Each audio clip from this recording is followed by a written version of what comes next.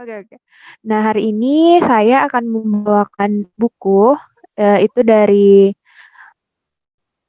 M. Quraish Shihab yang berjudul Perempuan.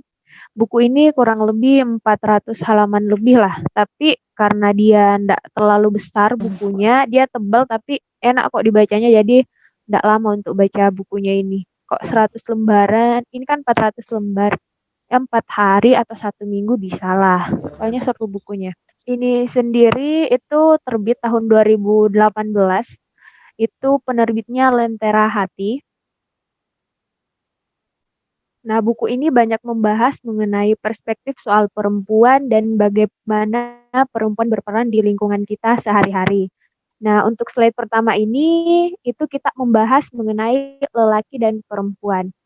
Nah, satu kutipan dari buku ini yang menurut saya sudah mewakili, yaitu bahwasanya perbedaan-perbedaan yang ada itu dirancang Allah Subhanahu wa taala agar tercipta kesempurnaan kedua belah pihak. Karena masing-masing tidak dapat berdiri sendiri dalam mencapai kesempurnaan tanpa keterlibatan yang lain. Nah, di sini lelaki dan perempuan diciptakan itu dengan kodratnya masing-masing di mana mereka berada di dunia ini untuk saling melengkapi. Tapi banyak perspektif, mulai dari perspektif lama sampai sekarang, bahkan ada bias-bias kontemporer yang menyatakan bahwasanya kedudukan laki-laki itu di atas dari perempuan lah.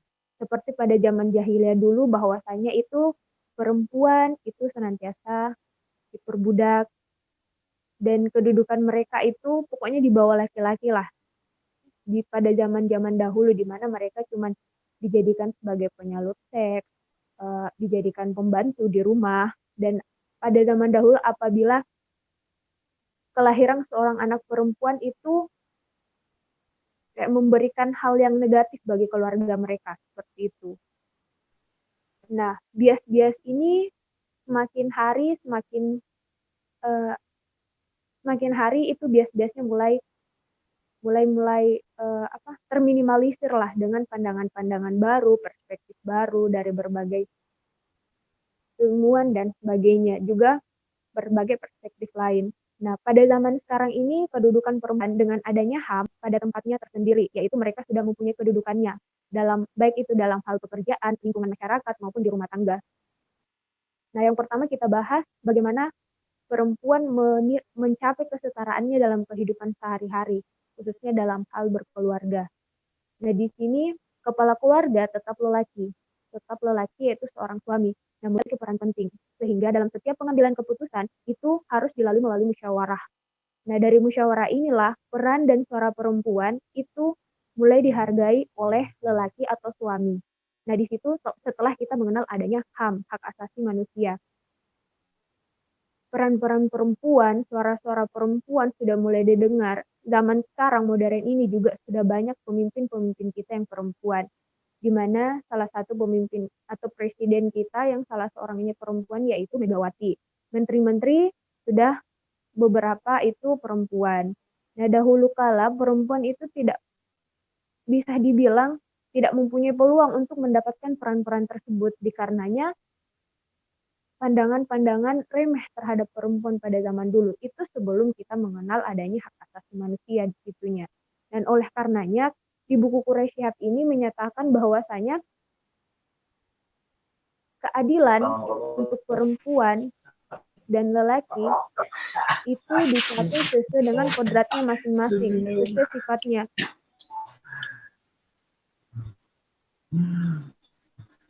Nah, oke. Okay. Nah, di sini perempuan kodratnya masing-masing. Nah, misalnya apabila kita sudah di rumah tangga itu kita masuk ke dunia kerja, kita bosnya bahwasanya kadangkala apabila seorang perempuan masuk ke dunia kerja, mereka akan dipandang remeh berdasarkan kemampuan mereka. Itu hanya karena dipandang fisik, karena dia perempuan. Itu kita baru menjadi seorang pegawai baru, belum terjun dan mereka belum mengetahui bagaimana kemampuan kita sebenarnya. Kita sudah dipandang hanya berdasarkan jenis kelamin kita ya, karena kita perempuan.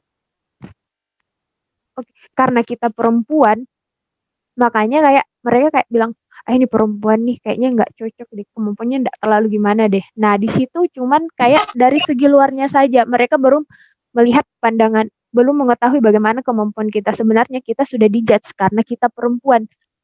Padahalnya padahal sebelum kita men-judge seseorang, kita harus lihat dulu dong kemampuan dia kerja kayak gimana.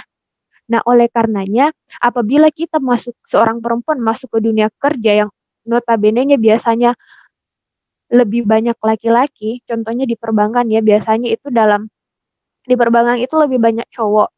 Nah, di situ pekerjaannya pun akan lebih rumit lagi. Nah, bagaimana cara seorang perempuan mendapat keadilan dari tempat kerjanya, kita harus menunjukkan apa ya kemampuan kita. Kita buktikan dong kalau dalam dunia kerja ini kita juga bisa. Kita bisa disandingkan dengan laki-laki berdasarkan kemampuan kita. Nah, tapi ini jangan dikaitkan dengan kemampuan fisik karena sudah dari kodratnya memang laki-laki itu mempunyai kemampuan fisik yang lebih kuat daripada perempuan. Kalau itu dibandingkan soal fisik, tapi ini kita membandingkan dalam hal pekerjaan kita sehari-hari, apa yang kita emban, apa job desk kita di tempat kerja kita, seperti itu. Nah, kemudian kita masuk ke slide yang kedua. Kita masuk ke slide yang kedua. Di sini kita membahas peran perempuan dalam 3 aspek, yaitu pertama kecantikan, pembentukan watak, dan kepemimpinan. Nah, pertama kita masuk ke kecantikan dulu. Bagaimana perempuan dan kecantikan? Nah, kita sebagai perempuan itu lebih identik sama sebuah keindahan. Sudah kodratnya kita itu suka yang indah, yang bersih, rapi. Nah, bagaimana perempuan memandang kecantikan? Itu kecantikan yang mereka balur pada diri mereka itu untuk diri mereka sendiri. Bagaimana penggambaran dari kebersihan dirinya itu, kecantikan yang mereka bawa apabila keluar dari rumahnya itu akan menaikkan kepercayaan dirinya. Apa yang mereka kenakan? Itu untuk diri mereka menambah kepercayaan diri. Kayak misalnya sebelum berperang, kayak misalnya mau masuk kerja, itu, kita akan, memakai pakaian yang rapi, yang sopan, yang sesuai dengan ketentuan kerja, itu akan lebih menambah semangat kerja dan kayak bikin, feeling tersendiri, memberikan feeling kuat tersendiri untuk kita untuk, memulai aktivitas kita hari itu gitu ya. Kecantikan, menambah kepercayaan diri untuk melakukan sesuatu. Jadi kayak misalnya kalau dari buku Atomic Habits, aktivitas kan, dimulai dengan gerakan pertama kita. Nah, kalau kita pergi kerja kan, itu pertamanya yang dilihat itu yang kita persiapkan itu looking-nya kita. Nah, itu langkah awal kita untuk memulai hari kita. Nah, apabila kita sudah mulai hari kita dengan sesuatu yang kita suka, kita pakai yang menurut kita, "Wah, ini bagus nih buat kerja hari ini, nyaman nih." Nah, itu akan menambah kepercayaan diri dan kesenangan kita untuk pergi kerja, seperti itu. Nah, tapi terlebih dari kecantikan fisik, dalam buku Quraish Shihab ini juga menambahkan bahwasanya inner beauty itu penting. Nah, di samping adanya kita perbaiki kecantikan fisik luar kita, itu inner beauty penting untuk mendukung keindahan itu lebih cantik lagi gitu ya. Karena di sini agama Islam itu menganjurkan kita untuk memadukan keduanya, keindahan jasmani kita dan keindahan keindahan rohani kita. Nah, di mana inner beauty kita itu. Nah, di mana keindahan yang bersumber dalam diri itu juga akan menambah nilai plus untuk keindahan luar kita. Inner beauty dan keindahan jasmani itu menambah nilai plus bagi seorang perempuan. Nah, selanjutnya kita masuk ke perempuan dan pembentukan watak.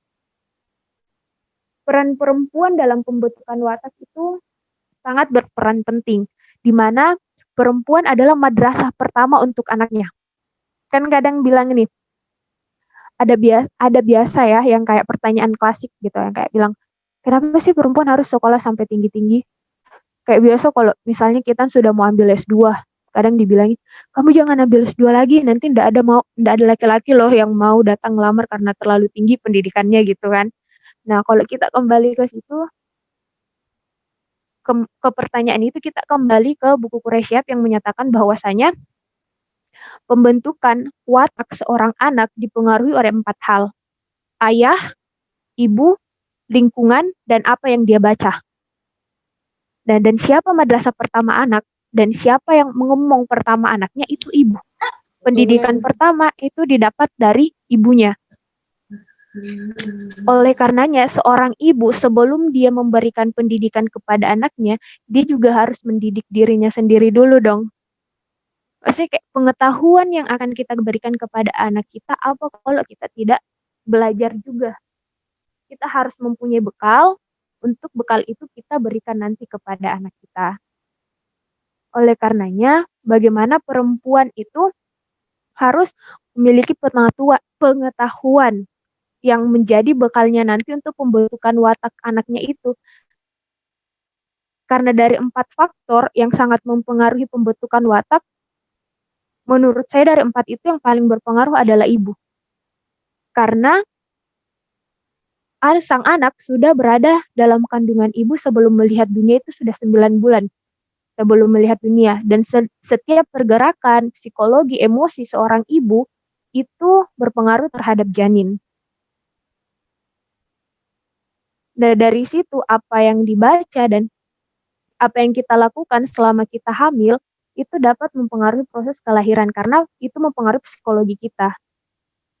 Nah, dari situ kenapa perempuan tetap harus mempunyai pendidikan dan itu untuk bekal dia nantinya. Dan kenapa juga perempuan harus mempunyai pendidikan karena perempuanlah teman suaminya untuk bermusyawarah. Dan peran perempuan juga ada dalam masyarakat, di mana kalanya bahwa perempuan ada itu setengah orang di dunia itu setengah masyarakat itu perempuan. Nah, kalau kita mengesampingkan perempuan berarti setengah orang di masyarakat ini tidak mempunyai peran dalam dunia.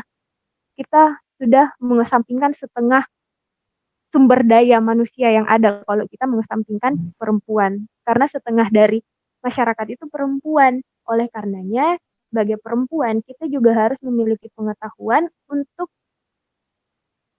peran kita dalam masyarakat, peran kita dalam tempat kerja kita bagi kita yang bekerja, dan peran kita dalam khususnya rumah tangga kita, yaitu bersama suami dan anak kita nantinya. Nah, kemudian karena kita sudah menyinggung soal peran perempuan, kita akan masuk ke peran perempuan sebagai pemimpin atau dalam kepemimpinan. Dalam hal ini, dalam keluarga, suami sebagai seorang pemimpin utama. Suami memimpin istri dan istri memimpin anak-anaknya. Apabila suami tidak ada di rumah kan kalau suami itu kan dia cari nafkah. Nah, di situ siapa yang berperan sebagai pemimpin untuk anak-anaknya di rumah yaitu perempuan. Di beberapa tempat, misalnya di unit-unit atau kepala cabang di suatu tempat itu juga ada perempuan. Di sini menunjukkan bahwasanya era modern sekarang ini perempuan dengan pengetahuannya sudah dapat menduduki tempat-tempat yang memiliki peran penting dalam masyarakat. Peran-peran kecil di rumah tangga pun dia tetap pemimpin.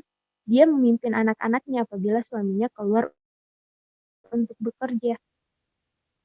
Terlebih lagi apabila telah masuk di ranah perkantoran atau tempat kerja ataupun masyarakat. Di masyarakat pun di organisasi-organisasi ibu-ibu yang biasanya itu yang kayak majelis taklim, apa itu kan di situ sudah ada satu kepemimpinan seperti ketua majelis taklimnya itu sudah ada kepemimpinan perempuan di situ, sudah ada pengaruh lebih dia di situ. Oleh karenanya, dalam hal ini perempuan dari segi kecantikannya, fisiknya dan rohaninya, jasmani dan rohaninya, dari segi pengetahuannya itu mempengaruhi untuk pembentukan watak dan menjadi bekalnya nanti untuk terjun ke masyarakat apabila dalam bersosialisasinya itu. Nah, dari sini, dari buku ini, satu kalimat yang saya ingat dan termasuk yang ngena gitu, yang pas saya baca itu salah satu kutipan yang mengatakan bahwasanya dengan pengetahuan perempuan dengan pengetahuannya itu perempuan dengan kelembutannya itu menyentuh eh, itu dengan kelembutannya menyentuh rohaninya laki-laki dan dengan pengetahuannya dia menyentuh nalarnya laki-laki. Nah, di sini dua hal itu yang menurut saya ngena banget pas saya baca buku Quraisyat ini. Nah, mungkin itu sedikit pemaparan dari saya pengantar malam ini. Saya kembalikan ke moderator. Terima kasih.